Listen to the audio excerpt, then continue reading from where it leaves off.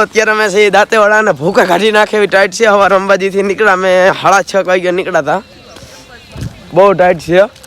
તો જો અહીંથી આ બર્તન છે ને સાનમુના લઈ જવાના છે. હાલ તો હિમા આ લઈ લેતો. હાલ તો ફોટો કરો લઈ.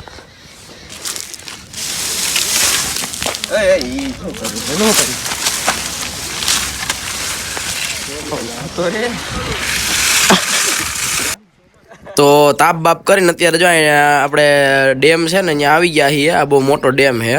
તમને હમણાં બતાવો આગળ ત્યાં ઓલા પાટિયા ખુલ્લા છે ને ત્યાં જાય જો આ બધા ફોટોગ્રાફી ને વિડીયો ઉતારે જો. આ રીતનો ડેમ છે દાંતીવાડા. અત્યારે અમે સહી આપણું બાપણું કરીને જો અહીં ઊભા છીએ. બધા ફોટા પાડીને હવે આગળ થોડુંક હાલીને જવાનું છે આપણે પાટિયા પાસે.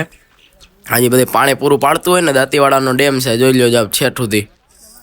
અને આ આવી ગયો ડેમના જો પાટિયા ખુલ્લા માછલું ના રાટી છે. કાંઈ નથી ઘટતું. અત્યારે તો ઓછું પાણી ચાલુ છે.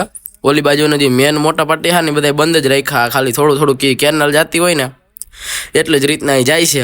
અને અહીંયા અમને માન આવવા દીધા છે. બાકી કોઈને આવવા નથી દેતા. આમાં બધા અપલખણા થતા હોય પાણી હરિયું કરે ને એટલે અમે પરમિશન લઈને આવ્યા. એટલે જો અહીંયા હું ઊભા રહી જોઈ લેવાનું છે. હા બલા પછી હવે જઈએ. જો આ ડેમ છે ને પાણીની કેનાલ જાય છે. જો આ રીતના વ્યૂ કંઈક મજા આવે. અલગ જ વ્યૂ છે. અને આના પછી હવે આપણે અત્યારે આવી ગયા છીએ અહીંયા બટેટા પાસે ડીસા. આ જો ભાઈના બટેટા છે નાના મોટા ને એવા. અને જો સામે ત્યાં હા મોરલા તો પણ એમ છે હો. મોરલા બોલે તો બરત તો જો પણ. અને અહીંયા અમારા સાહેબ અત્યારે થોડું ડિસ્કશન કરે છે. અને જોઈએ અડથી એકદમ ખોઈ થાય છે. એક નંબર કાંઈ નથી ઘટતું ભાઈ. ભાઈના બટેટા જોઈ લે. મોરલા હા મોરલા કેમ નીકળતા નથી. હા હા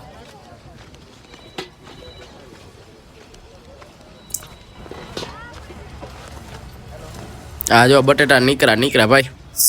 જાજા નીકળ્યા. એ એક ખાસિયત છે અડથી છે ને બટેટું એક સોલાતું નથી. અને એકમાં ઓલું સાયલી ઉખડતી નથી જો.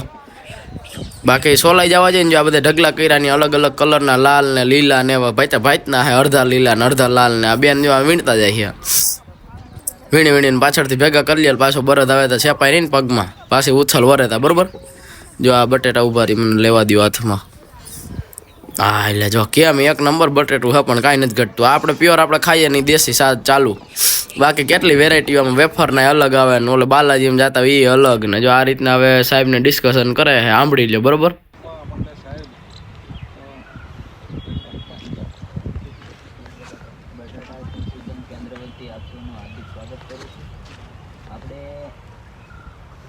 અહીંયા અલગ 3 ટાઈપના એક્સપેરિમેન્ટ લેવામાં આવે. ધારો કે પહેલી જ વાત કરીએ તો આ છે એ બધા બ્રીડિંગમાં ક્રોપ ઇમ્પ્રુવમેન્ટ.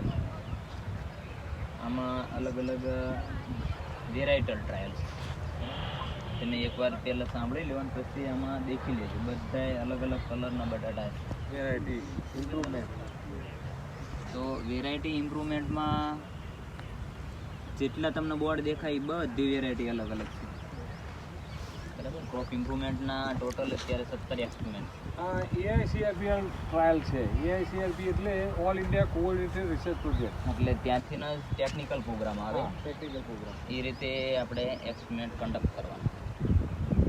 સતત 3 વર્ષ સુધી જે તે વેરાયટી આપણું કંટ્રોલ છે. ધારો કે પુખરાજ બાદશાહની ખ્યાતિ એના કરતાં વધારે આવે તો જ એ વેરાયટી અહીંના એરિયા માટે આપણે ભલામણ કરી શકીએ. વેરાયટી રિલીઝ કરતા 10 થી 15 વર્ષ લાગે. આપણે તો અહીંયા જનરલી ત્યાંની જ વેરાયટી હોય પણ આપણા એરિયા માટે ભલામણ ટ્રાયલ લેતા હોય. બરાબર. નવી વેરાયટી આપણે અહીંયા એટલા માટે ના થાય કે જે પેલી લાઇટો રહી સોડિયમની એના માટે ક્રોસિંગ કરવું પડે. પણ ક્રોસિંગ માટે લોંગ ડ્યુરેશન ક્રોપ છે. આપણે અહીંયા શિયાળામાં જનરલી ડે ડ્યુરેશન ઓછો હોય. નાઇટ લાંબી હોય અને ડે ટૂંકો હોય. એટલે જ્યારે એનું ડેરી સેટ થવાનો ટાઈમ આવે ત્યારે લગભગ ટેમ્પરેચર વધી ગયું હોય. હમણાં તમને દેખાડું કે જો પેલી પડે ને એ બેરી સામે ગ્રીન કલરની થઈ જાય. ના હજી કોડિંગમાં જ રિલીઝ નહીં થયું. ટ્રાયલ ચાલુ. એટલે બેરી જ્યારે મેચ્યોર થવાના ટાઈમે ગરમી વધી જાય છે અને એના લીધેથી સીડ છે એ આપણે અહીંયા થતું નથી. TPS થ્રુની વાત કરીએ બરાબર. એટલા માટે નવી વેરાયટી અહીંથી રિલીઝ ના થાય ત્યાંનું જે મટીરિયલ છે કોઈ બી વેરાયટી કોડિંગ સ્વરૂપે આવે અને આના એરિયા માટે કમ્પ્લીટ અલગ અલગ લોકેશનમાં આપ્યું હોય અને આના કંટ્રોલ કરતાં વધારે આપે તો પછી એનું નામકરણ થાય અને આના એરિયા માટે ભલામણ કરી શકે. બરાબર. એવી જ રીતે